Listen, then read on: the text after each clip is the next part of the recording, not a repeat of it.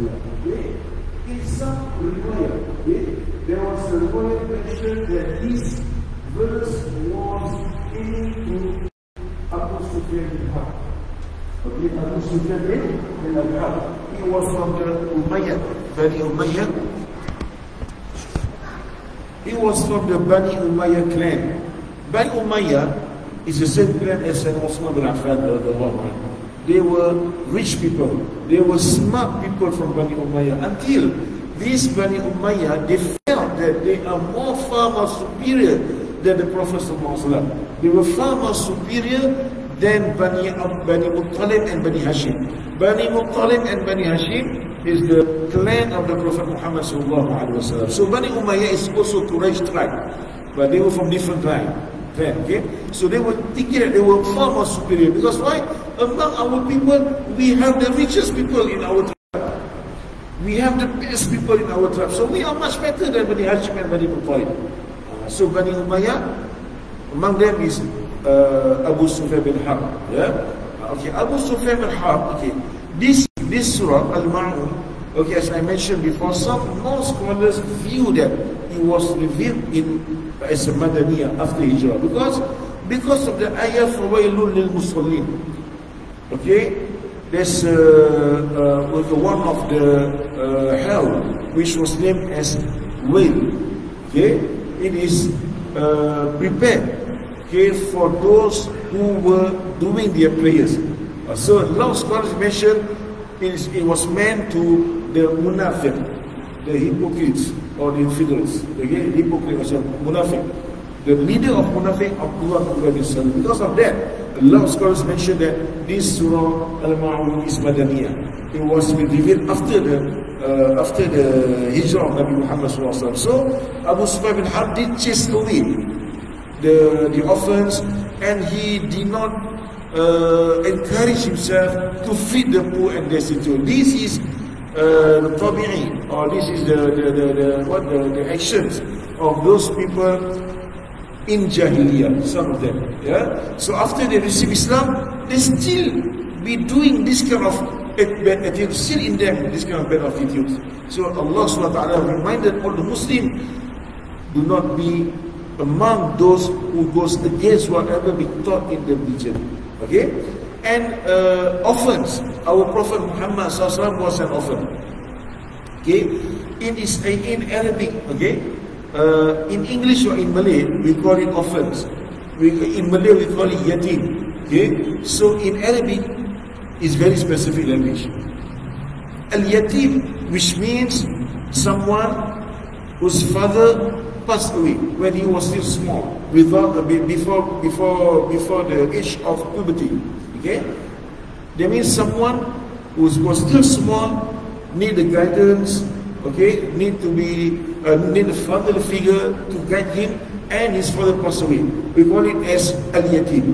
Okay, sometimes the father is still alive, but the mother passed away. In Malay, we call it also yatim. In English, we call it orphan, but not in Arabic, because Arabic is very rich in terms of vocabulary. We call it al-aji. Al-aji. When we see the word al-aji, which means the father is still alive while the mother passed away. And how about the father and mother? The parents were gone already. Like the Prophet Muhammad SAW, when he was born, he was called al-yatim.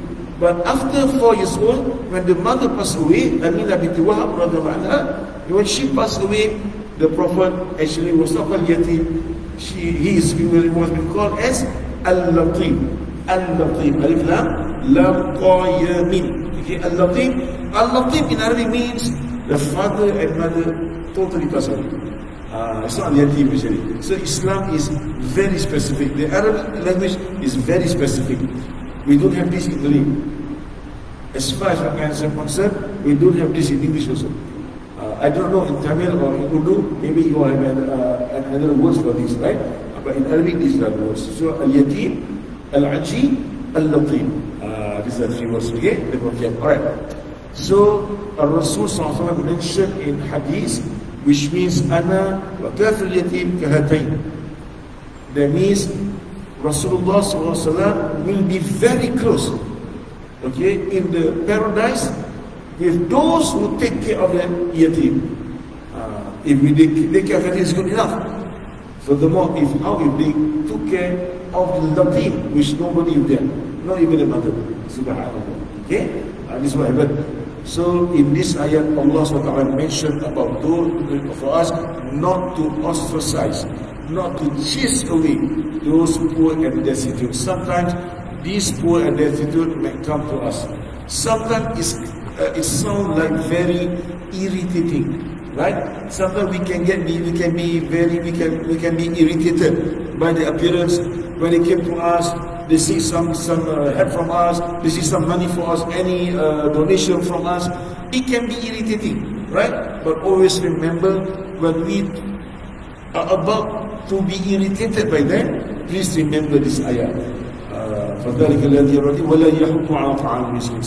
if you want to give something at your own comfort. If you don't want to give, it's your right, but please don't chase them away.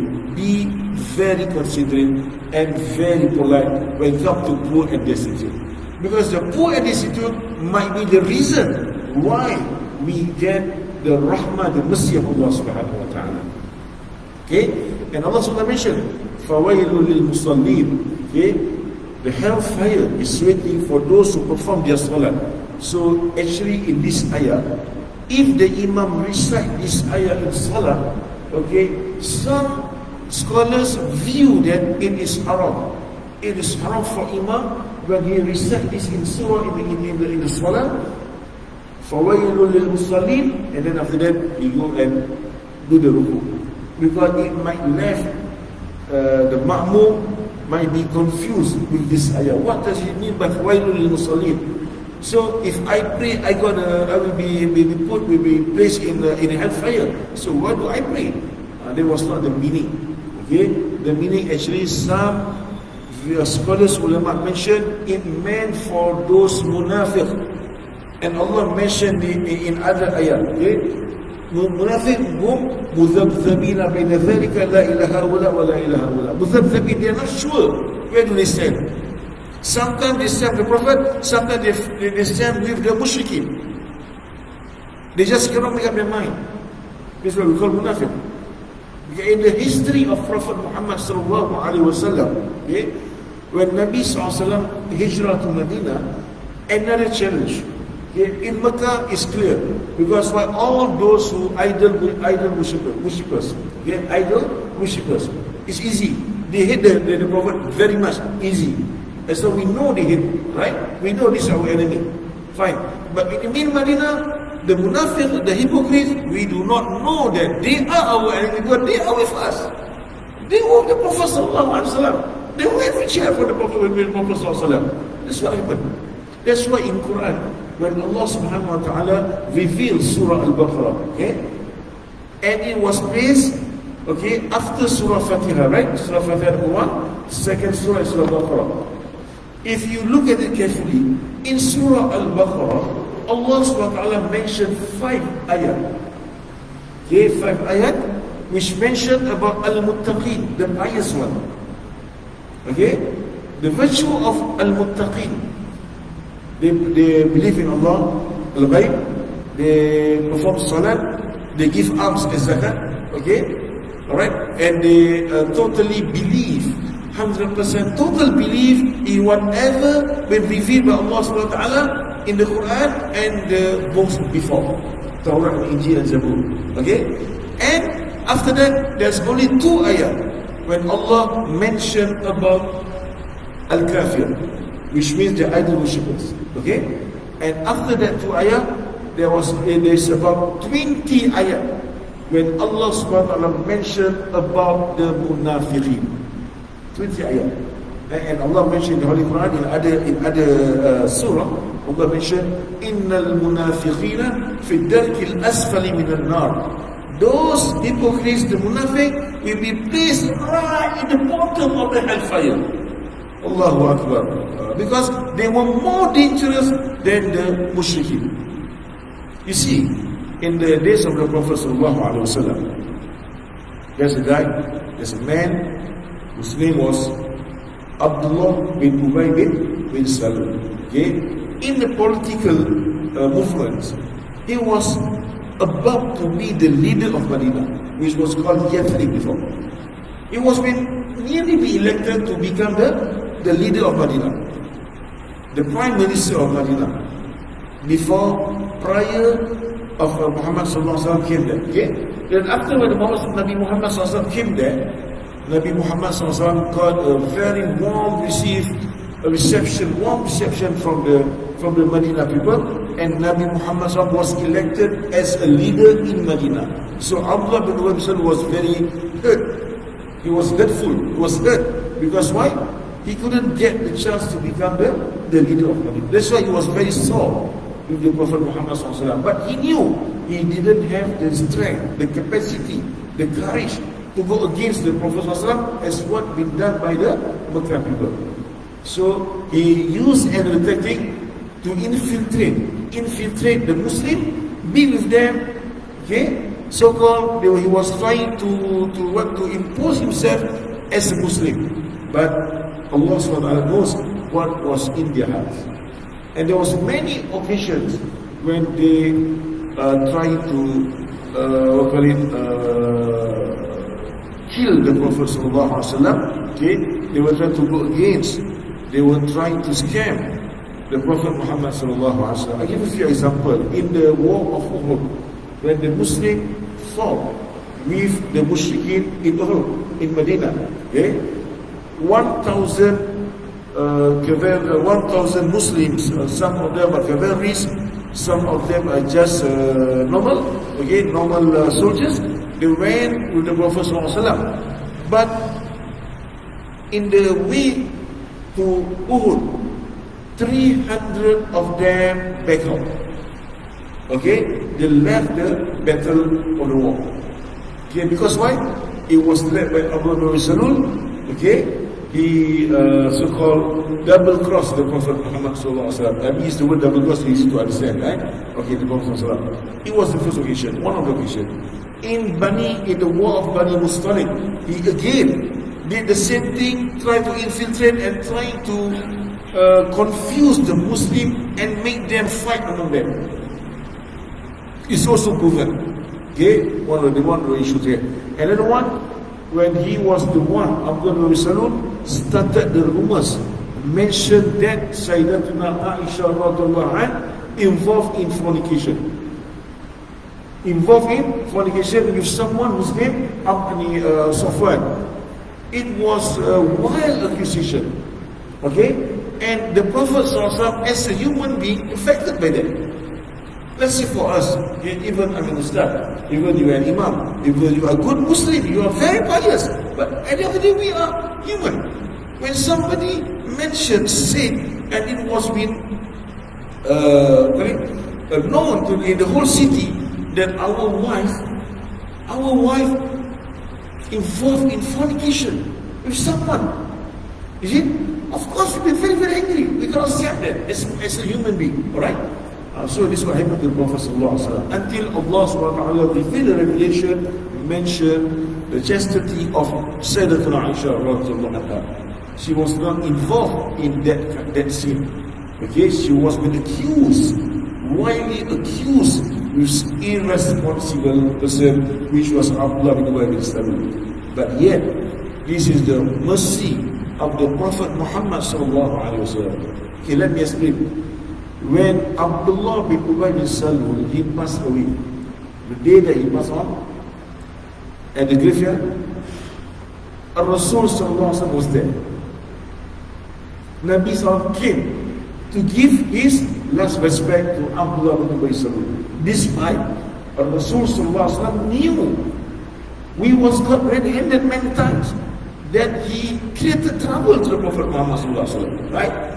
Okay, if me myself, okay, as an Ustad, or okay, put aside the Ustad or anything, as a human being, if I have one, somebody given a false accusation, okay, say that my wife involved in fornication with someone, and it was proven it was a big lie, it was a fitna, okay? Of course, as a Muslim, as a human being, I cannot see an eye to eye with that guy.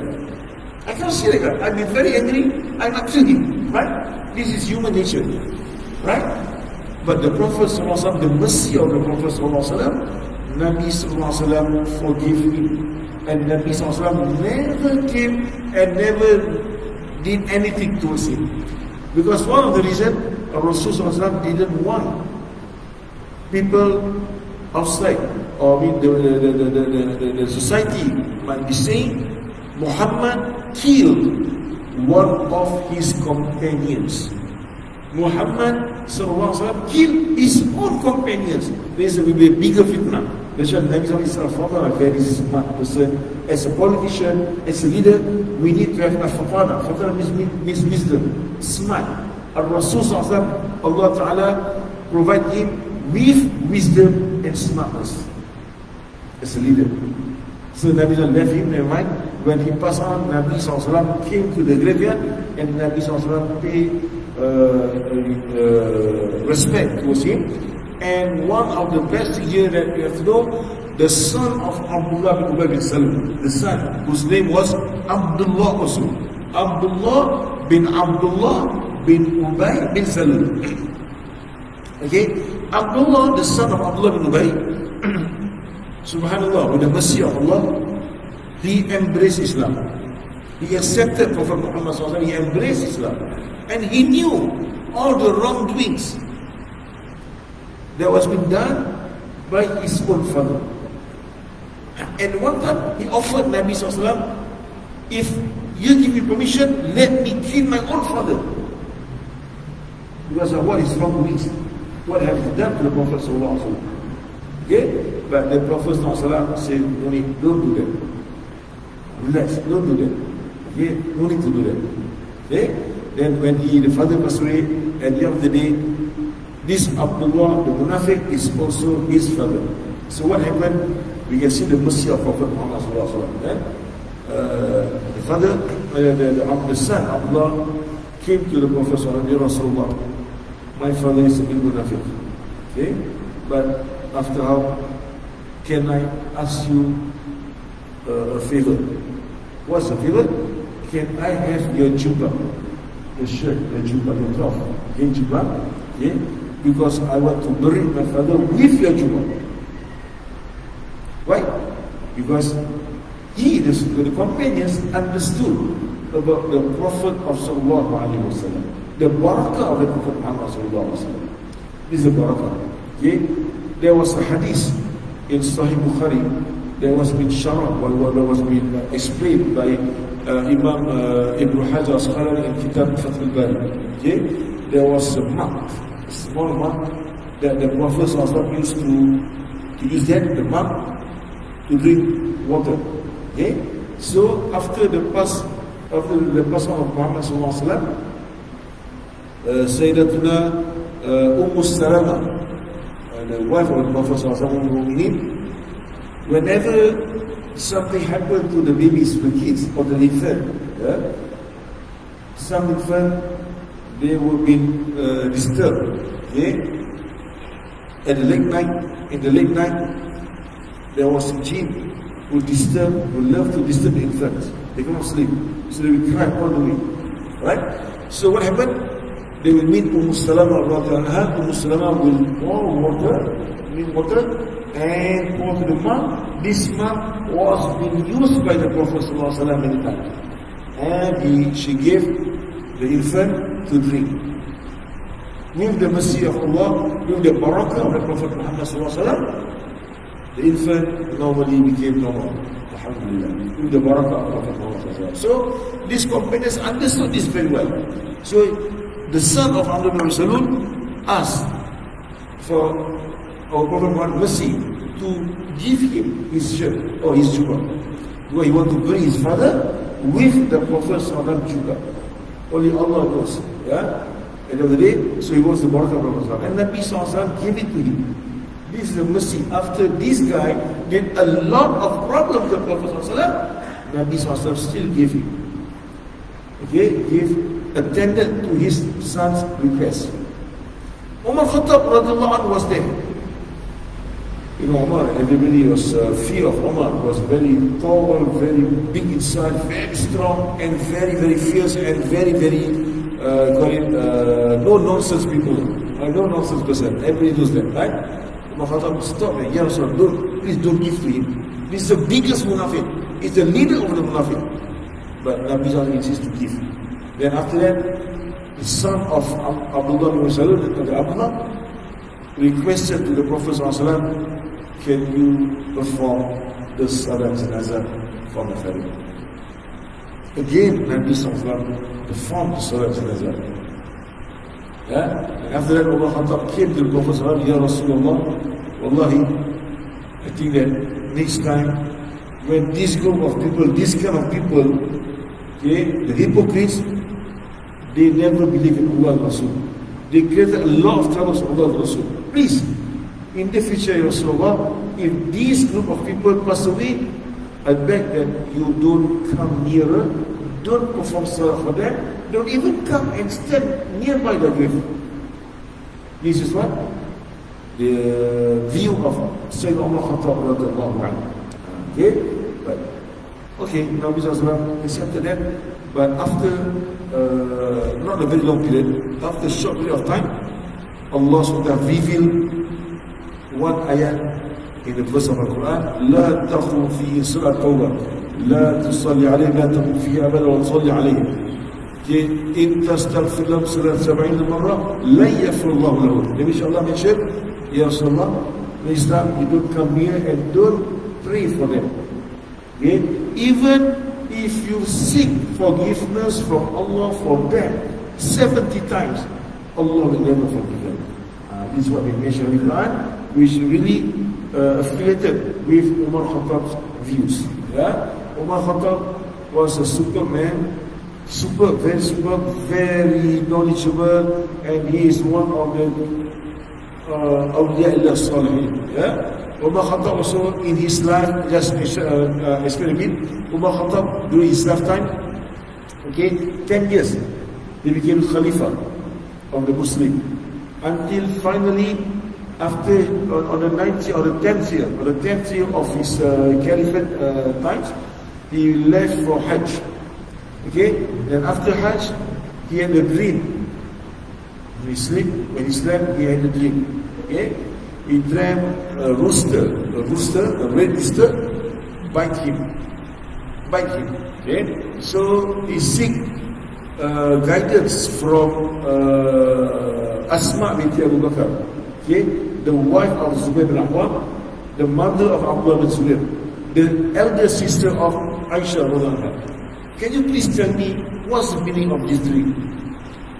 Asma binti Abu Bakr, she's very knowledgeable, the sister, the elder sister of Aisha, she said, in my opinion, that one day someone from outside, Al-Wafid means it's not local people, okay, someone from outside, okay, who's not Arab, who's not Muslim, will come and kill you, will assassinate you. This was the view.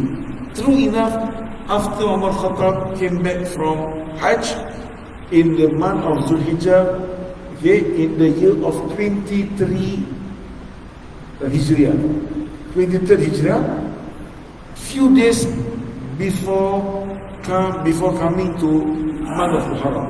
That means Zulhijjah means the end month of Hijriah. That means 23rd Hijriah in the month of Hijrah. That means in the month of Zulhijjah. That means last few days in the month of Zulhijjah. Okay, that means the final days, final days in the year of 23rd Hijrah before coming to the 4th Hijrah Muharram. Right? Umar Khattab, when he performed Salat Subuh as Imam, someone whose name was Abu Lu'lu al-Fayruz. Yeah? Abu Lu'lu al-Fayruz came infiltrate the Saf. When Umar Khattab was doing the Takbir, he came and he killed Umar Khattab. He stabbed Umar Khattab. In some riwayat mentioned 3 times. Okay, 3 times until really injured Umar Khattab very bad. Okay, so in this issue, Okay, he put a poison in the khanjar. You know khanjar? It's one of the knife that